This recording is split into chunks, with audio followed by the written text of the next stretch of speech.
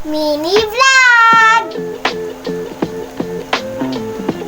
Hello mga ka-watchers! Teen Steph Happiness is back! Last week ko pa pala tong vlog, ngayon ko lang na-edit. Flex ko lang pala yung drawing ni Stephanie, magaling pala siya mag-drawing. Mahilig kasi mag-drawing si Stephanie, kaya ayan, paunti-unting nahasa ang kanyang skills sa pagdodrawing. Nung Sunday pala ito, nagpunta kami sa CCF niyan.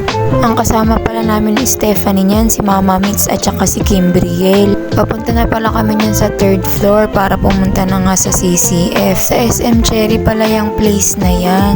Pasensya na mga ka-watchers, ngayon na lang ulit nakapag-upload. Medyo busy na rin kasi. At ito na nga, hinatid ko na nga sila sa next gen. Hello po! Ano daw name? Almodovar po. Apo. Almodovar. At ayan, nakapwesto na nga sila sa mga chairs nila. Start na rin pala dito sa mga adults at ang speaker namin ay si Pastor Danny. Tukunin nyo na yung pong Trinity, dun sa tatlong persona po, ang Holy Spirit is the most ignored or neglected. Yes, we may say na hindi, I believe in the Holy Spirit, but we fail to manifest the works of the Holy Spirit in us. Tama po, naniniwala tayo sa God the Father, naniniwala po tayo sa God the Son, pero when we say na naniniwala po tayo sa Holy Spirit, dapat po nagmamanifest ang kapangyarihan po ng Banal na Espiritu sa ating mga buhay. Now, I want for you to look at the person beside you. Tingnan niyo kung mabuti.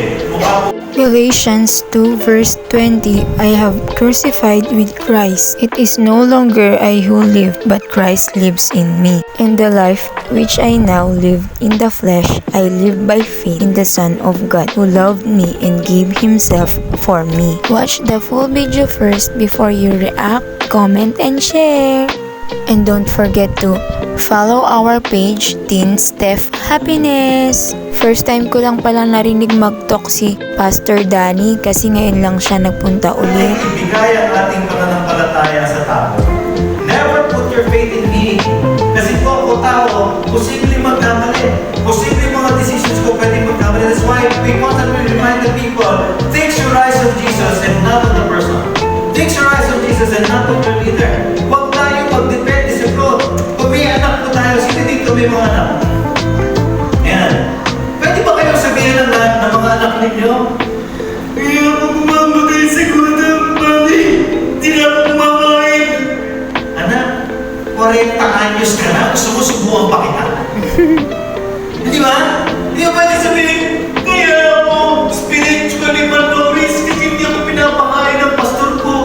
Hindi na ako pinimit. Alam niyo po, wala man ng pastor, wala man ng tiro, nandiyan ang salita ng Diyos, nandiyan ang Diyos.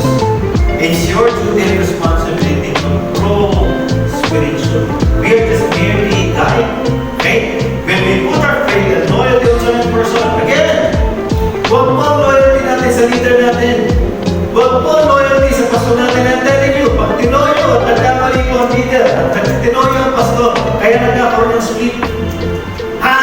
Yung church na yan, yung leadership dito, mga ganito. Fast forward na nga, ayan, tapos na pala yung mass. Kaya ayan, nagpunta si Stephanie sa prayer wall. Susulat na naman ulit siya. After nyan, syempre nagutom kami at dumiretso kami kay Bida ang Saya, kay Jollibee. Tara, kain tayo, ka-watchers! After pala namin kumain, ayan, may pupunta na naman kaming susunod dyan. Pupunta kami sa columbarium nila Papa Vic at saka ni Lolo Ruding. Pero bago kami makapunta dun sa columbarium, ayan, magbabiyahe muna kami. Sasakay kami sa jeep. Ayan, nakababa na kami ng jeep. Kaming dalawa pa lang ni Stephanie ang naglalakad kasi si Kimbriel at saka si Mama Mitz bumili muna ng flower. At nandito na nga kami sa St. Francis Xavier Parish para puntahan na nga ang columbarium nila Papa Vic at saka ni Lolo Rudy. Habang nagsisindi si Mama Mitz ng kandila, eto, nagpunta kami sa kubo para mag-picture-picture. After nito, uuwi na rin kami niyan.